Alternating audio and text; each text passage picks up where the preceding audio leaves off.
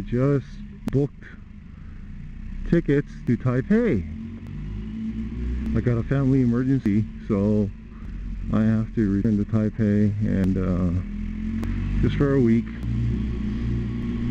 It's not going to be a vacation or fun trip, but I'm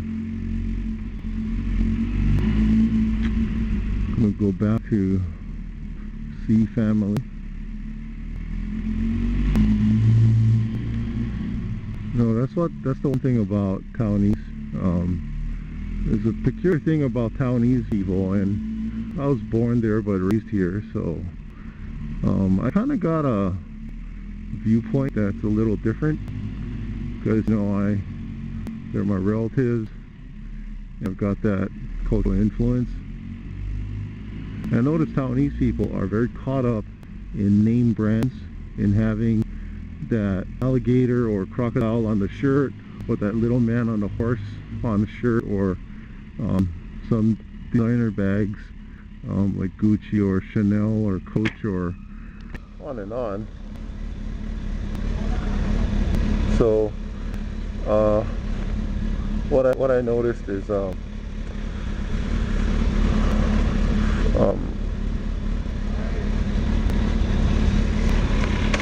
nothing wrong with name brands or quality stuff, but they're caught up in appearances, and I know that's not just typical of Taiwanese, but just a lot of people in general. But the thing I notice about this trait of needing to have being caught in brand names and luxuries and driving the BMW and Benz and having the Movado watch and on, all these things, it's more or less psychological armor, and it's like they have to buy something to arm themselves with. It's like if you have a Rolex, or if you have something that somebody else doesn't, that somebody else cannot really say something bad about you. You have a certain mental armor or mental artificial mental whatever it is. I forget. That's the best way I can put it. Mental armor, and people get caught up in that. And I mean, I like good stuff too. I like nice stuff. Nothing wrong with that. But I notice for some people it's like a big deal. They have to absolutely have it. And for a lot of people, it doesn't matter. It doesn't matter what the for a lot of people, it doesn't matter if they have something. They don't get caught up in that material stuff. Part of the reason I think for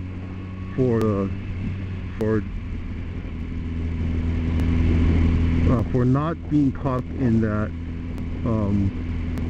materialistic need for psychological armor is a good family upbringing. I think that basically that reduces that mindset. Not to say that a lot of Taiwanese are not well brought up, but I don't know how it got into the culture. I guess all the advertising and the magazines and the friends or their peers make people feel like they need to have the nice stuff to be armed or to be accepted,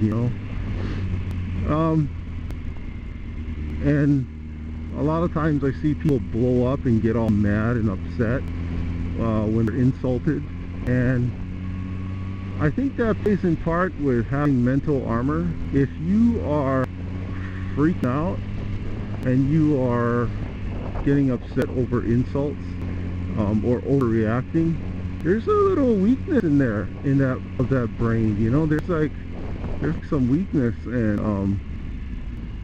I think overreacting is a huge weakness for I mean, say if someone called you an idiot or a liar, if there's some validity to that, yeah, sure, it might hurt a bit. But what if there was no validity? What if somebody called you like, hey, you've got 17 toes, and it's just not going to bother me if somebody said that, because it's simply not true. Well, what if somebody said like, hey, you're an ugly bastard, your nose is too big, or you're too fat? Okay, there might be some truth to that, but I think you have to get to the point where you have the frame of mind where, even though there might be some truth to it, don't let it bother you. That person shouldn't be your definition of joy and worth.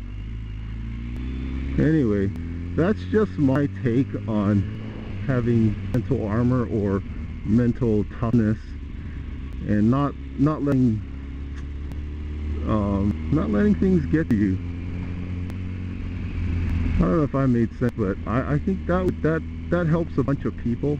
That could help a bunch of people when they're especially younger folks who are still trying to figure it out, trying to search for their identity. And shoot, I wish somebody told me that earlier, because I used to overact all the time.